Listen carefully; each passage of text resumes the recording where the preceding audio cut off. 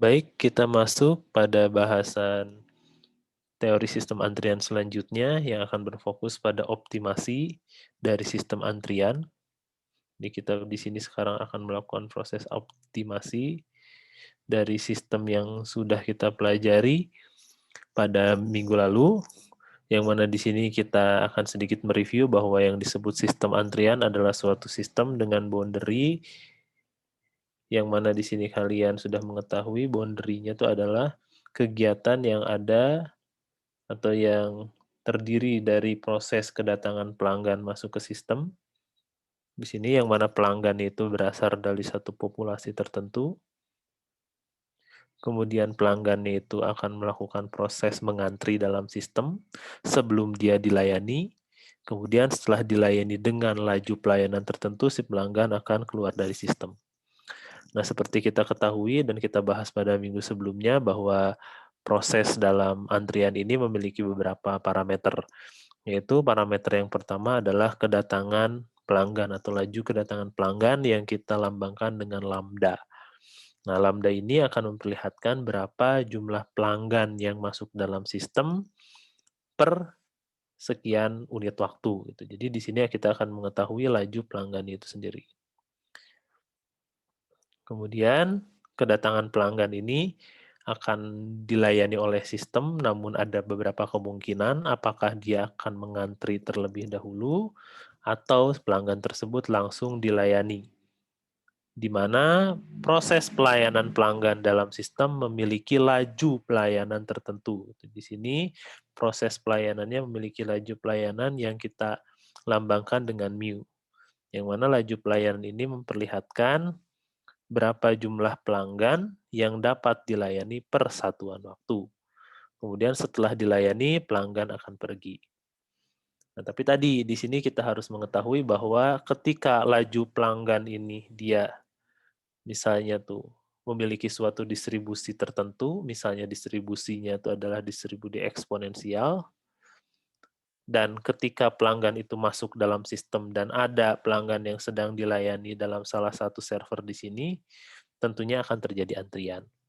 Nah, di sini yang akan kita analisis untuk optimasi sistem antrian itu adalah saat kita ingin memastikan berapa tingkat pelayanan yang akan kita tentukan. Nah, apa itu yang dimaksud dengan tingkat pelayanan? Kembali, setelah kita mengetahui dua parameter dalam sistem antrian ini, yaitu laju pelayanan dan laju kedatangan pelanggan, kita juga akan menghitung analisis-analisis lanjutan pada sistem antrian ini, yaitu kita menghitung yang pertama yang disebut dengan rata-rata antrian dalam sistem, atau biasa disebut dengan LS.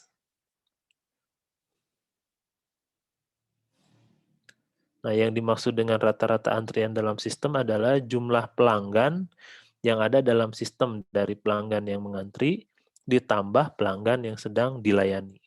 Dan kita juga memiliki satu variabel LQ, yaitu rata-rata antrian atau rata-rata pelanggan yang sedang antri. Jadi di sini pelanggan yang kita hitung adalah pelanggan yang sedang antri saja, di luar pelanggan yang sedang dilayani.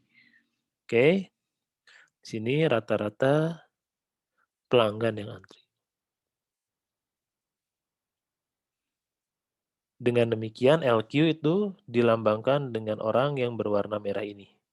Ini yang disebut dengan LQ, dan LS adalah orang yang mengantri dengan orang yang sedang dilayani. Nah, kemudian kita juga mencari parameter atau analisis-analisis lain dalam si sistem ini, yaitu waktu pelanggan dalam sistem atau WS, jadi berapa lama pelanggan dari masuk dia ke dalam sistem sampai dia keluar atau pergi dari sistem. Jadi boundary ini tuh menunjukkan sistem dari antrian itu sendiri. Jadi WS ini adalah waktu rata-rata yang dibutuhkan pelanggan di dalam sistem. Nah, kemudian kita juga akan mengetahui berapa waktu rata-rata pelanggan atau waktu lama pelanggan mengantri yang kita lambangkan dengan WQ.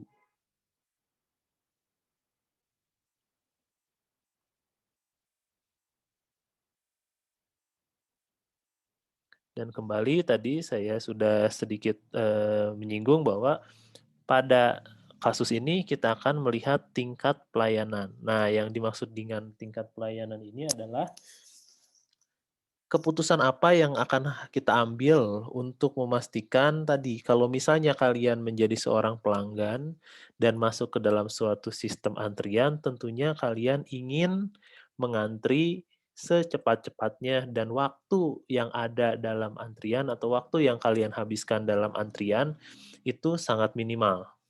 Sekali lagi di sini kalau misalnya kalian sebagai seorang pelanggan, tentunya kalian tidak ingin lama-lama mengantri dalam sistem. Dengan demikian tingkat pelayanan bisa kita perbaiki dengan menurunkan, nah, analisis yang sudah tadi kita diskusikan, yaitu lama mengantri atau misalnya panjang antriannya. Nah, dengan demikian yang harus kita lakukan adalah mengubah kebijakan atau mengubah hal yang ada dalam sistem sehingga di sini lama mengantri dan panjang antriannya bisa menjadi lebih turun. Pertanyaannya, apa saja yang bisa dilakukan?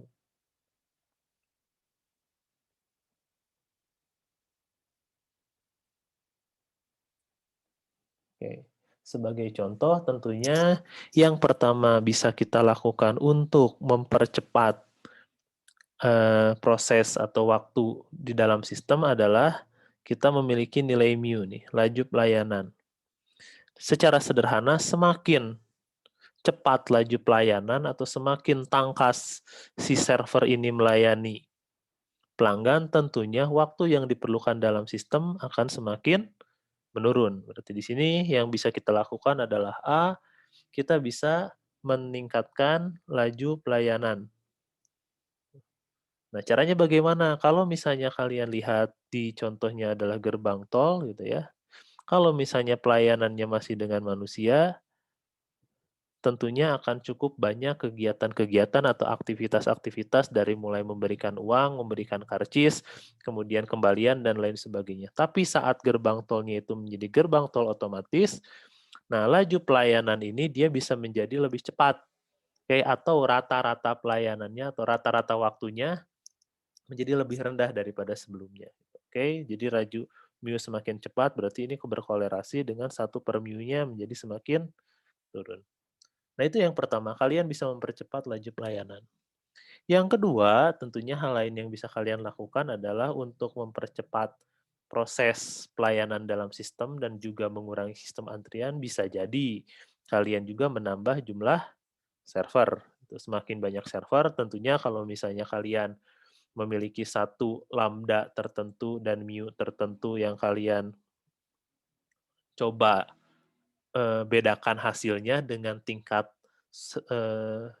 server tertentu, tentunya akan memiliki waktu tunggu dalam sistem menjadi lebih cepat dari biasanya gitu. Jadi kalau misalnya semakin banyak server, tentunya tingkat pelayanan akan semakin tinggi. Nah, dengan demikian perubahan atau policy-policy ini bisa kalian terapkan untuk memastikan tingkat pelayanannya menjadi semakin tinggi.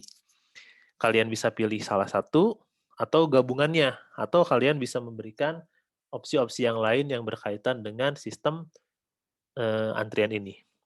Nah, namun demikian, saat kita ingin misalnya tadi mengubah sistem yang asalnya gerbang tol biasa menjadi gerbang tol otomatis atau kalian mau menambah server, tentunya akan memiliki suatu impact, yang mana impact-nya adalah terkait dengan biaya.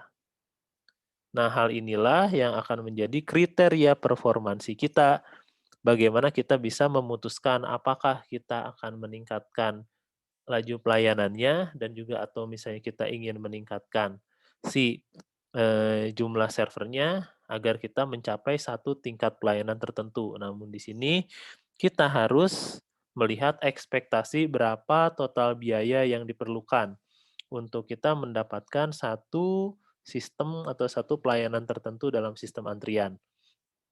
Nah, di sini biaya untuk memastikan kita mendapatkan tingkat pelayanan tertentu akan dibagi menjadi dua komponen, yaitu biaya menunggu tentunya semakin lama seseorang menunggu, biaya menunggunya akan semakin besar. Kenapa? Ya tentunya ini ada opportunity cost gitu. Saat kalian menunggu lama di sistem, tentunya ada opportunity cost yang hilang. Yang kedua, ada yang disebut dengan biaya layanan atau biaya pelayanan itu sendiri gitu ya. Yang mana jika kalian ingin meningkatkan tingkat pelayanan, ya tentunya biaya pelayanannya akan semakin tinggi. Dengan demikian, saat ini tingkat pelayanan atau saya sebut TP di sini semakin tinggi, atau kalian ingin memiliki tingkat pelayanan semakin tinggi, tentunya di sini akan berdampak pada biaya. Biaya menunggu akan menjadi lebih rendah. Mengapa? Semakin tinggi tingkat pelayanan, otomatis kalian akan semakin cepat ada dalam sistem. Ketika kalian semakin cepat ada dalam sistem dan kalian semakin cepat untuk dilayani, tentunya biaya menunggunya akan semakin turun. Jadi kalian tidak perlu lama menunggu.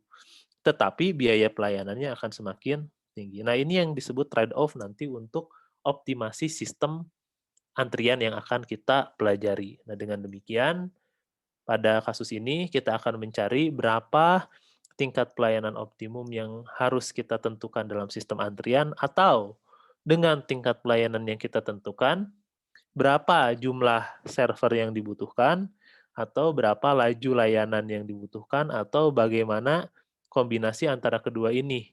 Yang mana kombinasi atau policy yang harus kita penuhi itu harus bisa meminimasi atau harus kita melihat dari bagaimana impact-nya terhadap ekspektasi biaya total dari sistem.